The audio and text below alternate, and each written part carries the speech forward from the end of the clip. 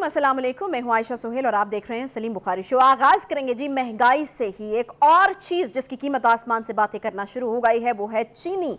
और पंजाब हुकूमत की एक रिपोर्ट इस हवाले से पेश हुई है जिसमें कहा गया कि चीनी कीमतों में इजाफे की वजह अदालती हुक्म है, ब्रोकर्स को हिरासत में लिया जाए। ब्रोकर्स ने चीनी मार्केट में तकरीबन तबाही मचा रखी है, जानबूझकर अफवाहें भी फैलाई जा रही हैं। इसके अलावा हाईकोर्ट ने DGPHA की कारकर्दगी पर इजहार बरहमी किया है, काम नहीं कर सकते तो घर चले जाएं, ये कहना है जस्टिस शाहिद करीम साहब का। इसके हवाले से भी बात करेंगे। परवेज इलाही साहब को एक बार फिर से गिरफ्तार कर लिया गया। इस्लामाबाद हाईकोर्ट ने आज ही परवेज इलाही को रिहा करने के अहकाम जो हैं वो जारी किए थे। लाहौर हाईकोर्ट का कमिश्नर इस्लामाबाद को परवेज इलाही को कल पेश करने का हुक्म सामने आया। चीफ कमिश्नर इस्लामाबाद और IG इस्लामाबाद कल ज़ाती हैसियत में तलब भी कर लिए गए हैं।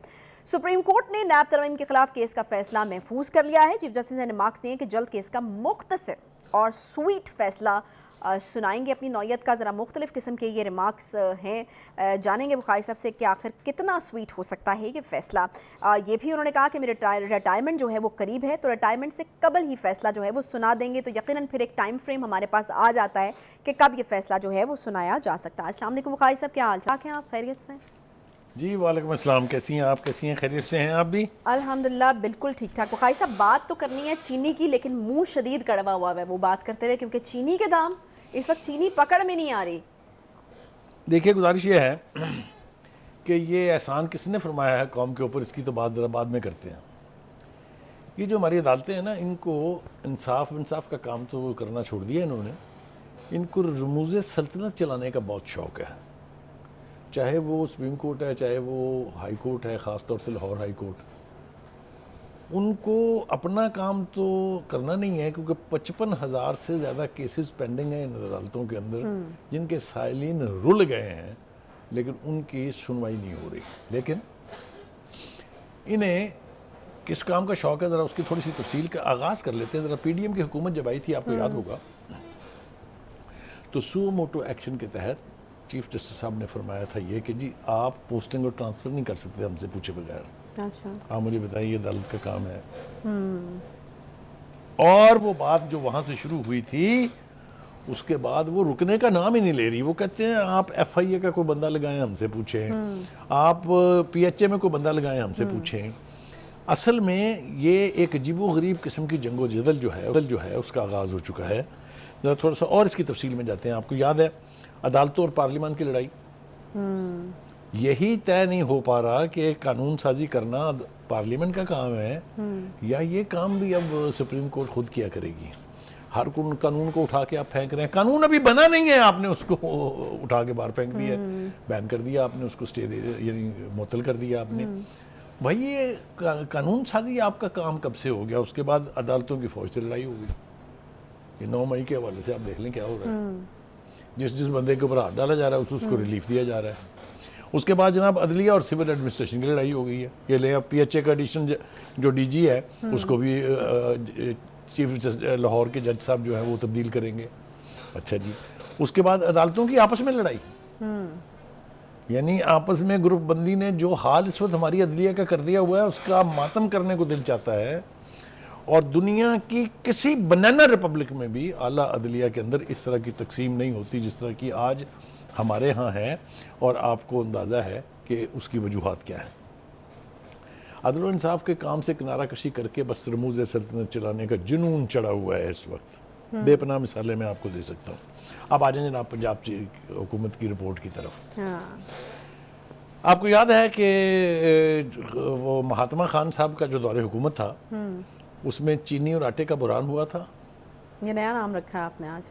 मुझे जरा नहीं, मैंने कल भी कहा था, आपने नोटिस नहीं किया। अच्छा, मुझे जरा आज थोड़ा वो ये सोचते हुए टाइम लगा कि किसके बारे में बात होगी। फिर मैंने नहीं, आपको कल भी समझ आ गई थी, आपने इजहार आज किया उसका। एनीवे, हैविंग सेड दैट, मैं कहना ये चाह रहा हूँ कि जब उनकी हुकूमत थी तो आटे और चीनी का बुरान हुआ था। किसी ने पूछा किसी को? किधर गया वो जो अरबों रुपए का था स्कैंडल आटे और चीनी का?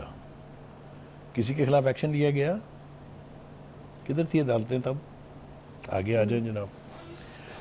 पंजाब हुकूमत ने एक रिपोर्ट जारी की है कि ये जो हालिया क्राइसिस है चीनी और आटे का, इसका जिम्मेदार कौन है। 15 के करीब केस एक ही जज की अदालत में लग रहे हैं, लाहौर हाई कोर्ट की। अच्छा। और जिस तरह के फैसले दिए जा रहे हैं उससे आटे की ज़ख़ीरा अंदोज़ी भी हो रही है, कीमतें आसमान से बातें कर रही हैं। कोई तसव्वुर कर सकता था कि चीनी 200 रुपये किलो बिकेगी? पंजाब में जो चीनी पैदा करने वाला सबसे बड़ा सूबा है, हु डू यू ब्लेम? बताइए मुझे पूछ के। ये तो मेरा सवाल था कि अब मतलब अगर अदालती हुक्म है चीनी की कीमतों में इजाफे की वजह, तो फिर एक आम आदमी ने किसके दर पे जाके अपनी फरियाद? पहले तो हम यहाँ मातम करेंगे ना जी उनका जो इसके जिम्मेदार है। मैं कह रहा हूँ ना आपको कि ये जिस तरह के फैसले हुए हैं उसके ऊपर पंजाब हुकूमत की रिपोर्ट बहुत तफसीली है। उन्होंने कहा है कि ये इन जज साहब ने जो फैसले किए हैं वो चीनी की कीमतों में तूफान और होशरुबा इजाफे और उसके बुरहान के जिम्मेदार हैं। लाहौर हाई कोर्ट के हुक्म में इम्तनाई है, रिपोर्ट ये कह रही है चीनी की हाँ जी हाँ, स्टे दिए जा रहे हैं, धड़ाधड़ स्टे दिए जा रहे हैं। जिसके खिलाफ एक्शन हो रहा है उसके खिलाफ स्टे, उसके खिलाफ स्टे। तो हुकूमत तो क्रिपल हो गई ना फिर, जब अदालतों ने किसी के खिलाफ एक्शन इनिशिएट ही नहीं करने देना, हर एक को स्टे दिए जाना है। और ये स्टे का रिवाज भी आपको पता है ऊपर से ट्रिकल डाउन इफेक्ट है। हर एक बात के ऊपर स्टे, हर एक बात के ऊपर स्टे, हर एक फैसला हुकूमत का मुअत्तल, हर कानून साजी उठा के बाहर फेंक दी जाती है। तो फिर ये इस तरह के काम यही होंगे। मैं तो बहुत पहले से ही जला भुना बैठा था इस बात के ऊपर कि अदालतों का काम सिर्फ इंसाफ देना है, नमूज़ सल्तनत चलाना नहीं। लेकिन ये एक और जज साहब हैं, वही जज साहब हैं आप चीनी और आटे वाले, बुरहान वाले, जिन्होंने अब कहा है कि जी ये आप जो PHA का एडिशनल DG है इसको हटा दें, क्योंकि जी इन्होंने दरख्त काटे थे। आपका काम ये है कि अगर आपके पास कोई फैसला आए, यानी कोई केस आए, कोई मुकदमा आए, उसके ऊपर आप किसी चीज़ को कानूनी या गैर कानूनी करार दे सकते हैं। आप मुजरिम को सज़ा दे सकते हैं। आप ये तबादले नहीं कर सकते, ये आपका काम नहीं है। ना आपने किसी को सुना है, ना आपने कोई केस की हियरिंग की है, आपने बस फैसला फरमा दिया है। ये रियासत दुजाना नहीं है। ये रियासत दुजाना मैं थोड़ा सा डिफाइन कर दूं अगर आप इजाज़त दें। जी जी। एक ऐसी रियासत जहाँ पर कोई कानून नहीं है, जिसकी लाठी उसकी भैंस। ये कोई ऐसी रियासत तो नहीं है। It's a nuclear power, it's a state with 4 provinces. खुदा के वास्ते रहम करें इंसानों मेरा ख्याल में के ऊपर। जिसको इंग्लिश में बनाना रिपब्लिक भी कहते हैं। हाँ, बनाना रिपब्लिक, वही मतलब है ना। Of course it is, you are always right. तो 3 बनाना अफसरान को रिपब्लिक, मुअत्तल किया गया जी दरख्तों की कटाई के मामले पर। उनका कतन ये काम नहीं है। वो इंजंक्शंस दे सकते हैं कि जनाब ये फैसला आपका गलत हुआ है, गैर कानूनी हुआ है, मुतल्लिका लोगों के खिलाफ महकमाना कार्रवाई करें और एक्शन लें। यानी ये इस्तेहकाक महकमे के पास है क्या अपने अफसरान को? आप मुझे बताएं किसके पास होना हाँ, चाहिए? महकमे के पास ही ऑब्वियसली। ठीक है। अगर आप मेरी शिकायत लगाने की बजाय मेरे बॉसेस को फैसला सादर फरमा देंगे तो आप मुझे बताइए मैं कहाँ जाऊँ? तो इसलिए मैं आप इंतहाई जिम्मेदारी से आज ये कह रहा हूँ कि खुदा के वास्ते इंसाफ को इंसाफ की हदों में रहने दीजिए। सिर्फ इंसाफ मुहैया कीजिए, जो आपकी बुनियादी जिम्मेदारी है कि इंसानों को सस्ता यानी कॉस्ट ना हो ज़्यादा उसकी, और इमीडिएट और फौरी इंसाफ मिले। यह है आपका काम। बाकी ये जो कुछ भी आप कर रहे हैं ये मेरे हिसाब से आप गैर कानूनी, गैर आईनी तौर पे कर रहे हैं।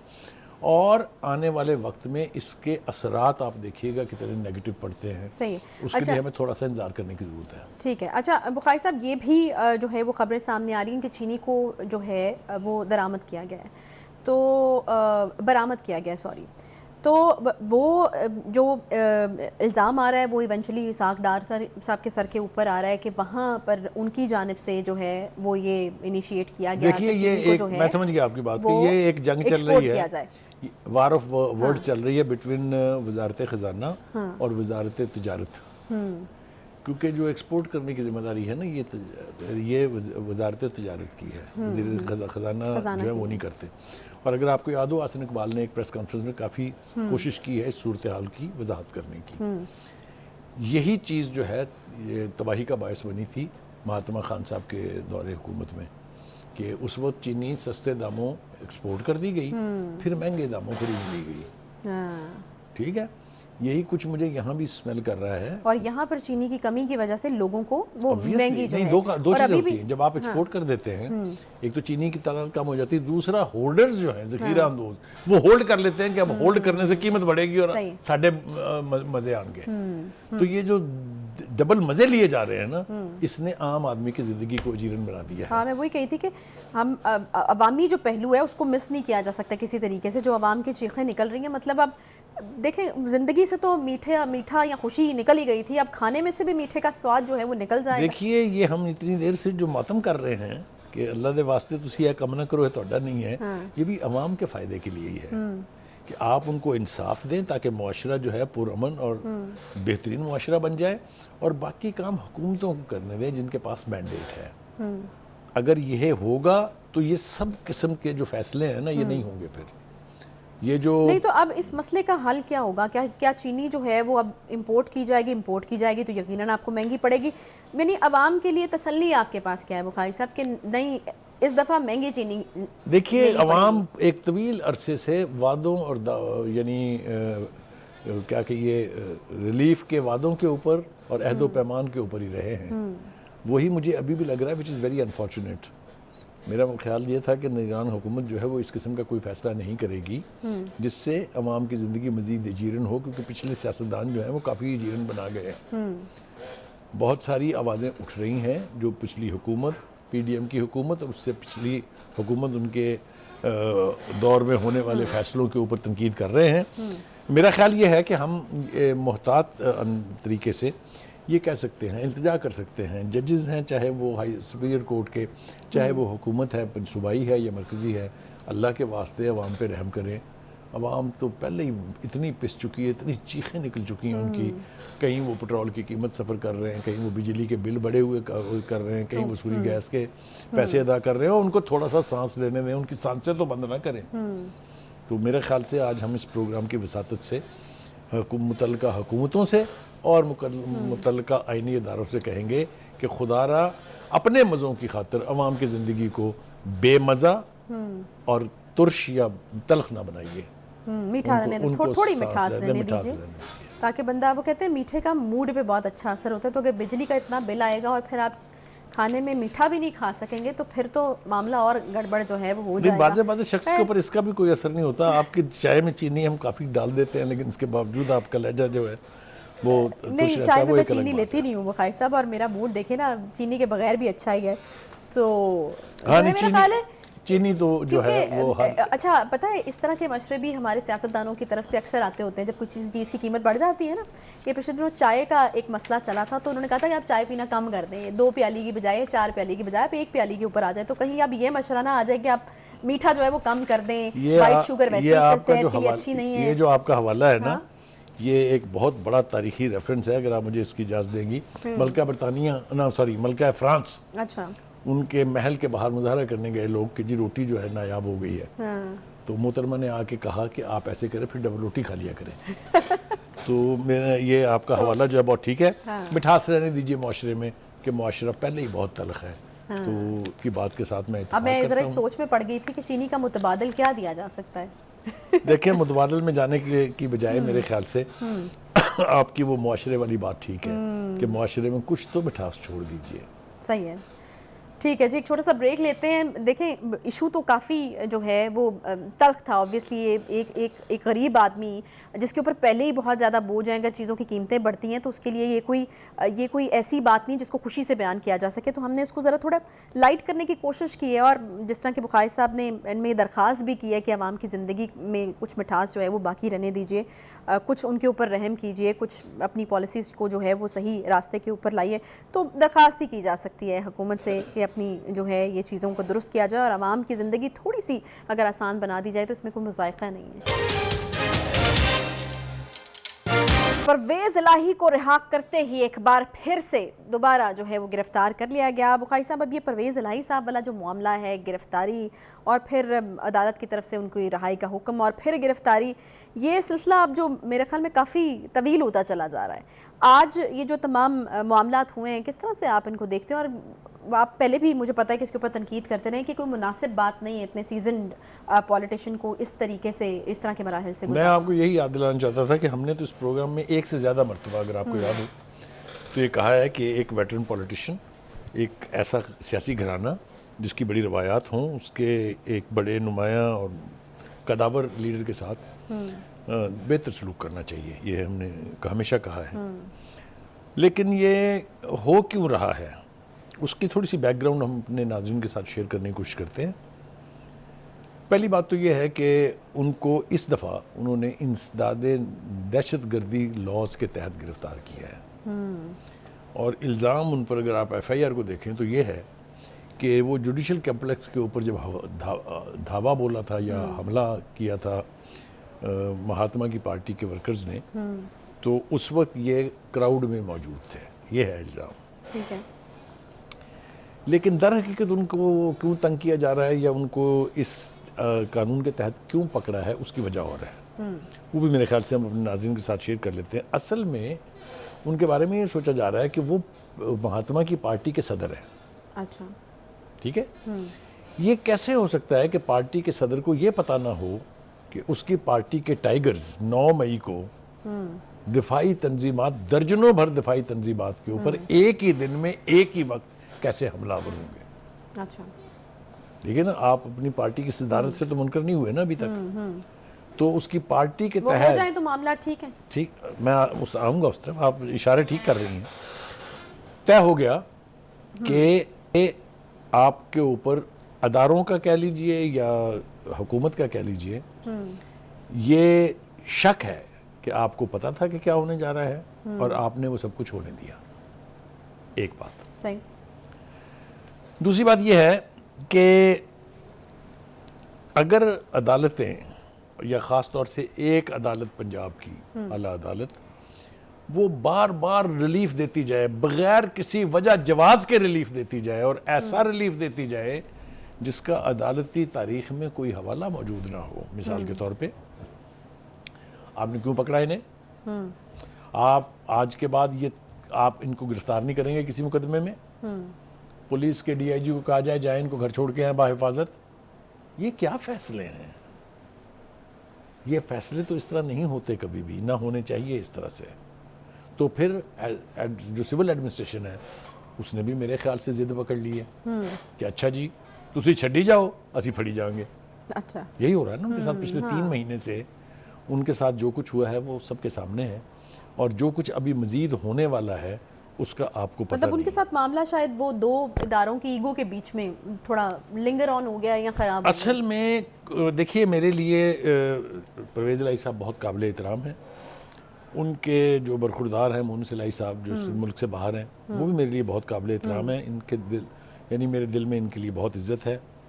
लेकिन कुछ फैसले गलत हुए हैं। अब देखिए ना, मोहन इलाही साहब जो हैं उनके वालिद साहब के साथ जो सलूक हो रहा है, कोई वजह है कि उनको बाहर बैठे रहना चाहिए?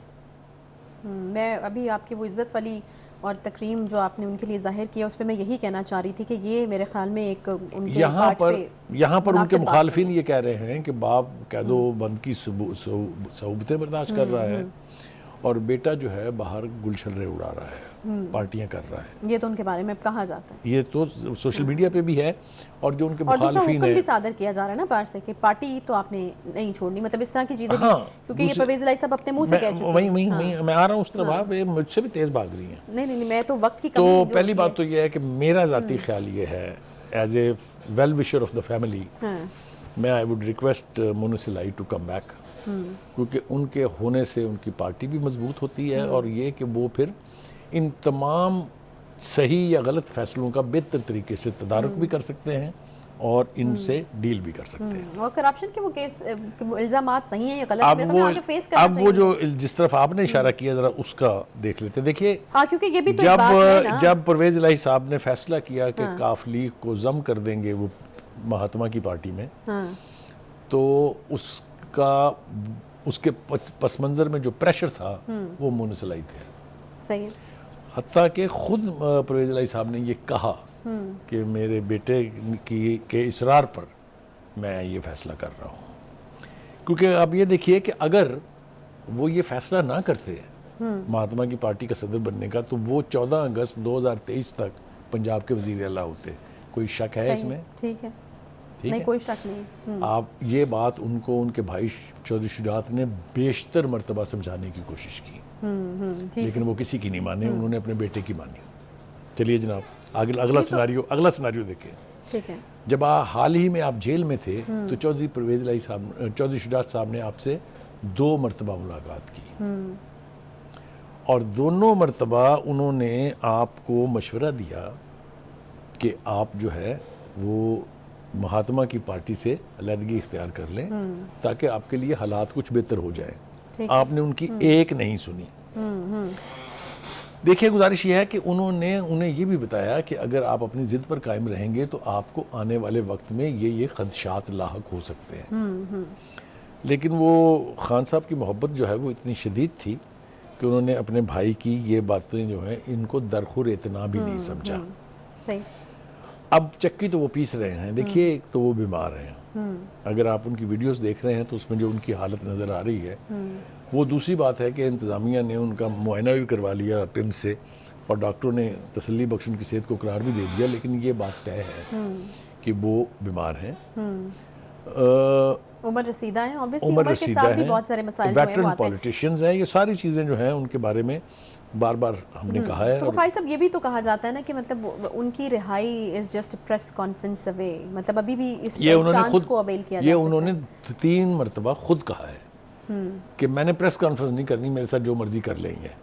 तो डटे तो वो हैं। मेरे ख्याल में इस चीज़ को सराहना चाहिए कि अपने नुक्ते के ऊपर वो डटे हुए, चाहे जिन भी मसाइल मगर या अगर सूरतों आप का पूरी उनको तारीख सामना उठा करना के पड़े। देखें चौधरी ख़ानदान की तो आपको ये समझने में बिल्कुल 2 मिनट भी नहीं लगेंगे कि ये घराना सिवाय चौधरी ज़हूर इलाही साहब जो इस घराने के बानी थे, उनके अलावा किसी ने कभी अपोजिशन की सियासत नहीं की।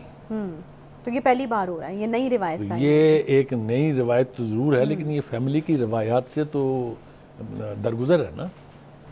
नहीं, जो कभी कभार कुछ लोग ऐसे भी खानदान में पैदा होते हैं जो अपनी रिवायतें कायम करते हैं। तो यानी परवेज़ आप इलाही ये साहब उनमें से एक हो दूसरे सकते हैं। लफ्जों में दूसरे लफ्जों में ये कह रही हैं कि फिर ना जो हो रहा है ठीक हो रहा है। नहीं, मैं ये नहीं कह रही, मैं तो उनके डटे रहने की बात कर रही हूँ कि जितनी भी सऊबतें हैं, जितनी भी मुश्किलात हैं, उसके बावजूद वो डटे हुए हैं और शायद और अपनी वो कोई इसका नई सारा क्रेडिट जो है वो अपने बेटे को देते हैं। अच्छा। अभी आपने देखा 2-1 मरतबा जब वो अदालत से बाहर आ रहे थे तो वो वी फॉर विक्ट्री का निशान भी बना रहे थे। नहीं, क्रेडिट तो और क्या भी रहे थे कि मैं पार्टी नहीं छड़नी। हाँ जी, क्रेडिट लेकिन तो एक वो अपने अनफॉर्चुनेट बेटे बात को जिसका देते हैं, मेरे उनकी ख्याल बड़ाई से है। इस वक्त जिक्र करना मुनासिब तो नहीं था, लेकिन वो करना मुझे पड़ रहा है और उसकी बुनियादी वजह वही है, जैसा मैंने कहा कि मेरे दिल में उनका बड़ा एहतराम है। वो ये कि पार्टी के अंदर उनकी पजीराई का लेवल क्या है, इसका अगर आप जायजा लें तो बहुत ही तकलीफ दे बात है। बुखारी से बढ़ रहा होगा अब तो कद बढ़ नहीं गया मैं उनका अर्ज कर पार्टी देता के हूँ मैं अर्ज कर देता हूँ ना, मेरे ख्याल से हमको खुल के बात करनी चाहिए। जब खान साहब को ये एहसास हो गया कि अब मुझे गिरफ्तार कर लेंगे ये, तो उन्होंने अपनी पार्टी की भागदौड़ जो है वो पार्टी के सदर को नहीं दी, सही है, ठीक है, बल्कि उस वो वक्त शाह नहीं। महमूद कुरैशी साहब को दी गई। मेरे ख्याल में अब काफ़ी हद तक प्रूफ कर रहे हैं वो खुद को। अब सिचुएशन उनके लिए आगे बदल सकती है जब उनके अच्छे हालात हों तो well, I don't mind your optimism. हाँ, मैंने जैसा कहा कि नहीं, वो देखिए हमारे ना, दोस्त हैं, हम चाहेंगे कि उनकी इन ज़िंदगी में मुश्किल आसानी हालात में डटे रहना भी बड़ा काम है। और अगर कोई डटा हुआ है और वो अपने बेटे को उसका क्रेडिट दे रहे हैं, हालांकि सऊबतें या मुश्किलात वो खुद अकेले ही बर्दाश्त कर रहे हाँ, हैं, नहीं, तो वो जाहिर दे रहे है। हैं तो अच्छी बात है। इसीलिए मैंने कहा कि जो फैमिली के फ्रेंड्स हैं या फैमिली के वेल विशर्स हैं, जिनमें मैं भी शामिल हूँ, उनका ख्याल ये है कि मोहन साहब को वापस आ जाना चाहिए। देखिए, जाहिर है बिल्कुल सारी आना ज़िंदगी चाहिए, एग्जाइल में तो गुजारी नहीं जा सकती। सही है। This is the right time to be on the side of his father, क्योंकि उनसे ज़्यादा उनका ना ख्याल कर सकता है कोई, ना उनकी लड़ाई उनसे बेहतर कोई लड़ सकता है। सही है। तो मेरे ख्याल से इस नोट पर हम जो है वो इत्तफाक करते हैं कि मोहन साहब वापस आ जाएं और परवेज़ इलाही साहब की जो मुश्किलात हैं वो जल्द हल हों और वो बेहतर पुरसकून पुरअमन ज़िंदगी गुजार सकें। बात करेंगे नैब तरमीम के हवाले से, जिसका फैसला सुप्रीम कोर्ट ने महफूज कर लिया है। चीफ जस्टिस ने रिमार्क्स ये भी दिए हैं कि जल्द केस का मुख्तसर और स्वीट फैसला वो सुनाएंगे। अब इससे क्या मुराद है, मुख्तसर तो समझ आता है, लेकिन ये स्वीट का क्या मतलब है? मेरे ख्याल में इसकी जो तशरीह है, मैं बुखारी साहब आपसे बेहतर कोई नहीं कर सकता। क्या तज्जिया है आपका? हम आपसे भी काफ़ी मुख्तसर और स्वीट तज्जिया चाहते हैं इसके ऊपर कि किस किस्म का फैसला हो। मैं कोशिश करता हूँ जी इसका जवाब देने की। देखिए, गुजारिश ये है कि ये मेरी इंटरप्रिटेशन है and I can be wrong. Sweet से मुराद तो उनकी ये है कि एक ऐसा फैसला कर दिया जाए जिससे उनके अजीज़ जान महात्मा साहब को फ़ायदा पहुँचे, अच्छा, रिलीफ मिले उन्हें। ठीक है जी। मुख्तसर फैसला वो इसलिए करेंगे कि ताकि उनके जो मुखालफीन हैं महात्मा के, वो जेलों में रुलते रहें। ये है मेरे नज़दीक तशरीह स्वीट और मुख्तसर फैसला। अच्छा, लेकिन यकीनी तौर पे अदालत एक मखमसे का शिकार है। वो कहते हैं ना कि dam if you do and dam if you don't. या वो कहते हैं कि devil and the deep sea, यानी जाएं तो जाएं कहाँ। इस किस्म की सूरत हाल है कि अगर वो ऐसा फैसला करें जिससे खान साहब को रिलीफ मिल जाए तो उनकी वाह हो जाएगी, अगर उनको रिलीफ न मिला तो फिर आपको पता है ये तो वो उनके लिए बर्दाश्त करना नहीं। तो बहुत मुश्किल रिलीफ है। मिलने का तरीका कार क्या है? मतलब मक्खन में से बाल की तरह से महात्मा साहब को निकाल दिया जाएगा तमाम केसेस से, चाहे वो तोशा खाना है, चाहे वो फॉरेन फंडिंग है, चाहे वो कहाँ तक जाऊँ, नहीं तो केसेस हैं। तरामीम को क्या कलअदम करार देंगे वो? अगर वो तरामीम के खिलाफ फैसला देते हैं तो खान साहब 90 दिन के लिए जिस्मानी रिमांड पे जाएंगे बगैर जमानत पर के। ये तो उनको सूट नहीं करता। नहीं देंगे ना ऐसा फैसला स्वीट देंगे, स्वीट देंगे, ठीक है। उसको स्वीट कर देंगे। देखिए गुजारिश ये है कि मेरा ये सवाल है उनसे कि अगर आप फैसला इन तरामीम के हक में देने जा रहे हैं तो पिछले 15 माह से जो आपने इसकी 55 समातें की हैं, 56 बल्कि टू बी करेक्ट, अच्छा, और आपने जिस तरह से पार्लियामान का मजाक उड़ाया है उसका जिम्मेदार कौन है? आपको पता है ना कि इस कानून के हवाले से भी क्या क्या रिमार्क्स नहीं दिए गए, किस किस को फ़ायदा पहुंचा है, बताएं कौन कौन MNA MP जो है उसको रिलीफ मिला है, एंड सो ऑन, जितनी गुफ्तगू उन्होंने की है। एक भाई जज साहब में, उनका नाम ही मंसूर अली शाह, अच्छा, वो उनको साथ साथ बता रहे हैं कि हजरत ये आपकी जुरिस्डिक्शन के बाहर का मामला है, आप पार्लियामेंट के मामले की कानून साजी के अमल में मदाखलत का बायस ना बने, क्योंकि आपको फिर अल्टीमेटली हजीमत उठानी पड़ेगी। उन्होंने ये भी कहा है कि जब तक प्रैक्टिस एंड प्रोसीजर बिल के यानी कानून का फैसला नहीं हो सकता जो पेंडिंग है आपकी कोर्ट में, आप नैब तरमीम के बारे में फैसला करने का हक भी नहीं रखते।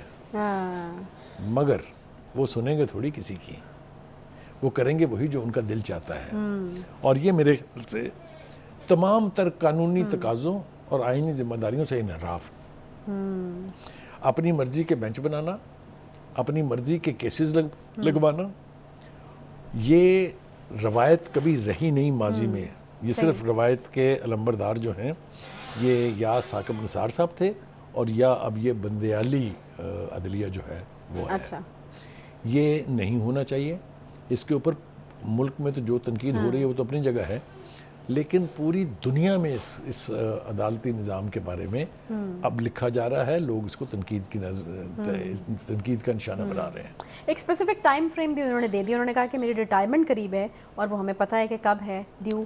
देखिए, रिटायरमेंट से कबल फैसला जो है कल एक शख्स ने बहुत आला तबसरा किया, उसने कहा अगर ये बंदाल साहब के बस में होता तो वो अपनी गाड़ी पकड़ के अटक जाते, वहाँ से जेल के ताले तोड़ते, खान साहब को अपने साथ बिठाते और घर छोड़ के आते।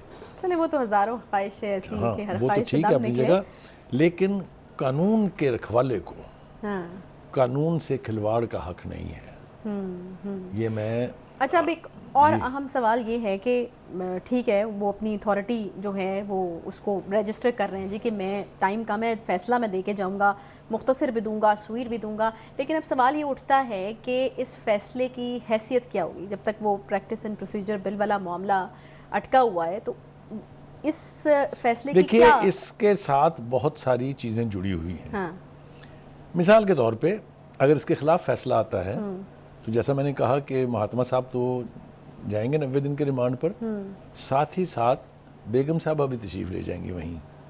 अच्छा, और यूं एक अदालती अमल के तहत एक कानूनी तरीके से बेगम साहबा और मियाँ साहब को इकट्ठा कर दिया जाएगा, क्योंकि उनके ऊपर भी इल्ज़ाम है ना, नैब भी उनकी भी तहकीकात कर रही है जिसमें वो पेश नहीं हो रही हैं। तो अदालत के लिए फैसला बहुत मुश्किल है। मुझे नहीं समझ में आती कि इसमें से हमारे बंदयाल साहब कैसे निकलेंगे। बुखारी साहब, लेकिन जितना भी मुश्किल होगा ये स्वीट, क्योंकि अब ये मतलब ये ना आपके और मेरे कहने वाली बात तो नहीं है, ये तो उन्होंने खुद कही है कि वो स्वीट होगा। तो अब ये स्वीट हम मेरा ख्याल से थोड़ा सा इंतजार कर लेते हैं। हाँ। ये देखें कि फैसला जो है वो हमारी इंटरप्रिटेशन के मुताबिक हुआ है या बंदयाल साहब ने उसकी को अपनी इंटरप्रिटेशन निकाली है। मेरे ख्याल से तो यही है कि स्वीट का मतलब ये है कि जिससे खान साहब और महात्मा साहब और उनके साथियों को, उनकी बेगम साहबा को रिलीफ मिले, और मुख्तसर से मुराद ये है कि जान छुड़ाएंगे जल्दी से फैसला करके, बाकी आने वाली अदलिया देखे और वो देखे, वो तो रिटायर होकर चले जाएंगे। रिटायर होने से पहले उनकी ख्वाहिश थी बहुत से अहम केसों का फैसला करने की, तोशा खाने को उन्होंने केस बर्बाद करने के लिए कितनी कोशिश की आपको अंदाज़ा नहीं है। ये पहली दफ़ा हुआ कि ट्रायल कोर्ट में केस ट्रायल हो रहा हो और सुप्रीम कोर्ट उसके ऊपर हुक्मनामे जारी कर रही हो, हाई कोर्ट के फैसले का भी इंतज़ार न किया जाए। ये कभी नहीं होता था। तो इसीलिए मैं ये इंतहाई ज़िम्मेदारी से कहता हूँ कि कानून के साथ, आइन के साथ जिस जिस तरह के खिलवाड़ हुए हैं, अल्लाह ना करे कि हम आने वाले दौर में जो नए चीफ जस्टिस की आमद का दौर है उसमें भी ऐसा ही हो। मुझे नहीं उम्मीद कि ऐसा होगा, क्योंकि gentleman called Qazi Faiz Isa goes by the book. सही है, चलें उसमें भी जो है वो वक्त कम रह गया और मेरे ख्याल में अच्छा है, बेहतर है ज़रा जल्दी से वो वक्त भी आए और फिर वो जो एक मुसलसल एक तवातुर का शिकार है हमारी सोच भी, वो निज़ाम भी, सब चीज़ें भी, उसमें कोई तब्दीली लोगों को नज़र आए, कोई अच्छी जो है वो बेहतर हवा का झोंका जो है वो साबित हो। और एक्सपेक्टेशंस हैं, आप देखते हैं कि वो कितना किसकी एक्सपेक्टेशन पे पूरा उतरते हैं, या फिर जैसा कि बुखारी साहब कहा करते हैं कि सरप्राइजेस भी जो हैं वो बहुत सारे मिलने वाले हैं, उस तरह का एक मामला जो है वो होगा। तो वो भी हो ही जाएगा, वक्त वो भी आ ही जाएगा। इसके साथ ही आज के प्रोग्राम का फ़िलहाल वक्त जो है वो यहाँ पर ख़त्म होता है। इंशाल्लाह आपसे कल दोबारा मुलाकात होगी। ख्याल रखिए अपना, अल्लाह हाफ़िज़।